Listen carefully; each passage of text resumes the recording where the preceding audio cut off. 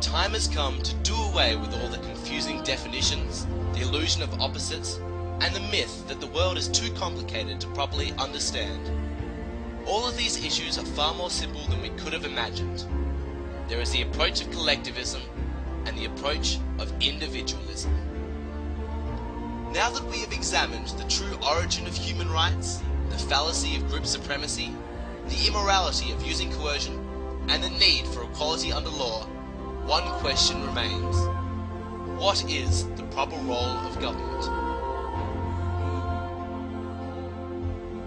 Collectivists believe that the proper role of government should be positive, that the state should take the initiative in all aspects of the affairs of men, that it should be aggressive, lead, and provide.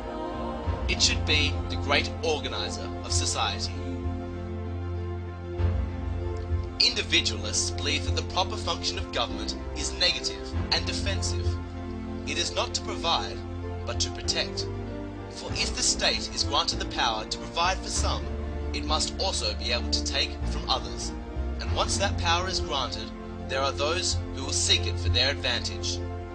It always leads to legalized plunder and the loss of freedom.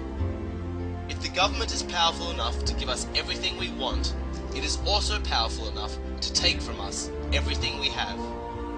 Therefore, the proper function of government is to protect the lives, liberty, and property of its citizens, and nothing more.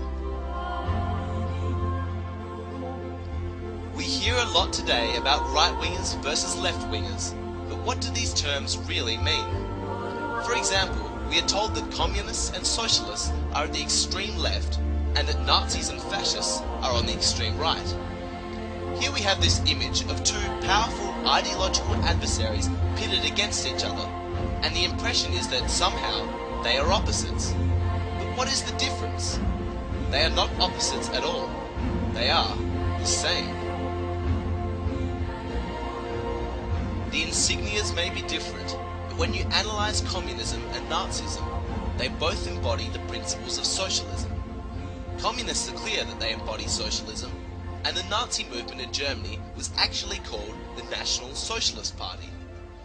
Communists believe in international socialism, whereas Nazis advocate national socialism.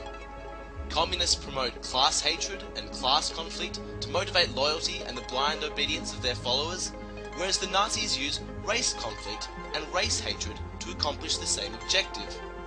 Other than that, there is no difference between communism and Nazism.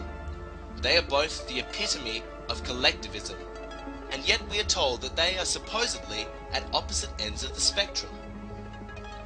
There is only one thing that makes sense in constructing a political spectrum, and that is to put zero government at one end of the line and 100% at the other.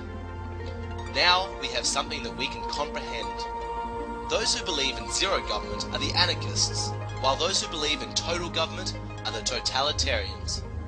With that definition, we find that communism and Nazism are together at the same end.